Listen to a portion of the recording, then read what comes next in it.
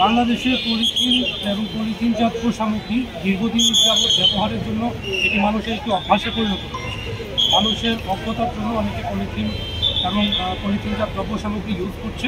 তো আমাদের আজকের এই অভিযানটির বিশেষত্ব হচ্ছে একটি জনসংযোগ এবং মানুষের মধ্যে সচেতনতা বৃদ্ধি, যেন তারা এই পলিথিনগুলোকে যারা ইউজ না করে এবং তার পরিবর্তে তারা যেন পাটজাত দ্রব্য, কাগজ, কাপড়ের ব্যাগ এগুলো ইউজ করবে, যেগুলো ডিসপোজ।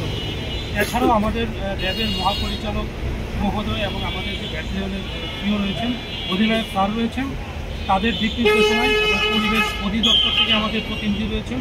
আমরা সমন্বিতভাবে আমরা এখানে একটি জনসংযোগমূলক কার্যক্রম পরিচালনা করছি এবং আমরা আমাদের ঢাকা মহানগরীর মিরপুর সহ অন্যান্য যে জায়গাগুলো রয়েছে সেখানে পলিথিন এবং পলিথিনজাত দ্রব্য উৎপাদনের যে কারখানা সেগুলো আমরা অলরেডি হালনাগাদ করেছি এবং তাদেরকে কাছে মেসেজও পাঠানো হয়েছে যে এগুলো যেন তারা উৎপাদন না করে, এবং পরবর্তীতে আমরা এদের বিরুদ্ধে অভিযান পরিচালনা করবো এবং মোবাইল কোর্ট পরিচালনা করবো এবং তাদের বিরুদ্ধে জেল জরিমানা করা হবে। আমাদের এটা জনসচেতনতামূলক একটা অভিযানের একটা অংশ, এটা আমাদের আগেও হয়েছে এবং ভবিষ্যতেও এটি চলমান।